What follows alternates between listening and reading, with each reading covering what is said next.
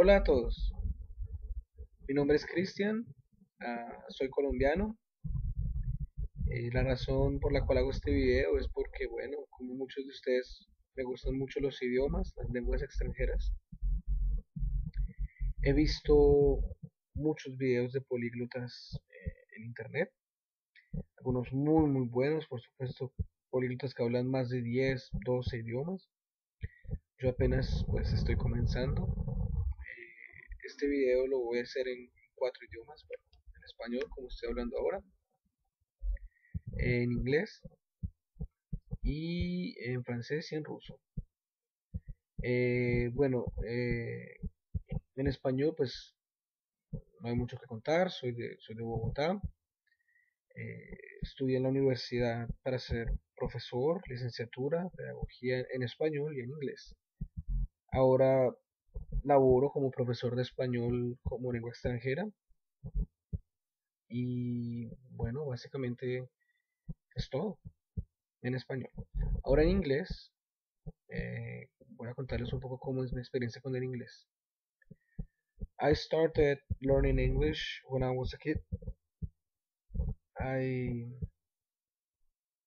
like many of you, I started at school when I was about 12 years old. I mean, in Colombia by that time, you didn't start learning English when you were 5, like now. Now children start learning English since they start school. Sadly for me, it was not like that. I started learning English when I was in 6th grade. And then, well, I immediately fell in love with it. I mean, as soon as I started learning English, it was my favorite subject. Uh, all the time, I wanted to learn more and more. I always had questions for my teachers. I did a lot of research in my free time at home, especially with music. I really liked uh, to listen to music in English, so I just downloaded the lyrics, started reading them, and well, there were many words that I didn't understand. So I tried to look for them in the dictionary, and sometimes it was just not enough. So I came to my teacher at school and always asked, "Hey, what is this? What is that? I don't understand." And I was lucky enough to have good teachers, and they always explained to me the things that I didn't understand. Um, then I finished school, and I guess my English was not that bad anymore. I mean, more or less, I could actually talk in English. And then I decided, what do I want to do with my life now that I finished school? Then I went to the university, as I mentioned in Spanish, and I started my career as a teacher, Spanish and English teacher, actually. Well, I studied 5 years in the university. I studied a lot of literature, a lot of linguistics and history and philosophy, everything in both English and Spanish. And I must say, I actually made the right decision. And right now, I'm an English teacher too. I teach English and Spanish in a school here in Moscow. I guess that's pretty much all about my English. Now we continue with some French, and I will tell you a little bit my experience of how I started learning this language and why I speak it. Thank you. D'accord. Bon, je me présente encore une fois. Je m'appelle Christian. J'ai 26 ans. J'habite maintenant à Moscou, en Russie. Et moi, j'ai commencé à étudier le français à l'âge de, bon, il y a comme 3 ans, 4 ans. Donc, j'avais comme 22 ans quand j'ai commencé à étudier. Et bon, c'était à la fin de ma carrière universitaire que moi, je me suis dit, bon, tu connais, tu as déjà bon, beaucoup étudié l'anglais. Il est temps de commencer à étudier une autre langue. C'est comme ça que j'ai décidé bon, de commencer à étudier le français. Moi, j'ai acheté une méthode de français à l'université. Et à la maison, je me rappelle, je commençais à faire les exercices. Je savais rien. Bon, voilà, c'est comme ça que j'ai commencé l'apprentissage de la langue française. Moi, j'ai étudié à la maison et après à l'université, je me rappelle, une professeure m'a beaucoup aidé. J'étais assistant dans son cours de français de 12e année. Euh, Là, j'ai appris, je dirais, la grammaire, la plus basique. Et après, moi, je continuais toute seule. Et puis, j'ai eu la chance de trouver un emploi comme professeur de français pendant 2 ans. Ça m'a vraiment aidé parce que, bon, si c'est bien, si c'est pas la même chose de parler avec un français, moi, j'ai eu l'opportunité de parler en français tous les jours avec mes étudiants, en donnant des cours, en faisant des explications. Et c'est comme ça que je pense bon, j'ai pas maîtrisé parce que bon, je pense que pour maîtriser une langue, il faut beaucoup étudier. C'est comme ça que quand même, j'ai commencé à parler et à pouvoir me communiquer en français.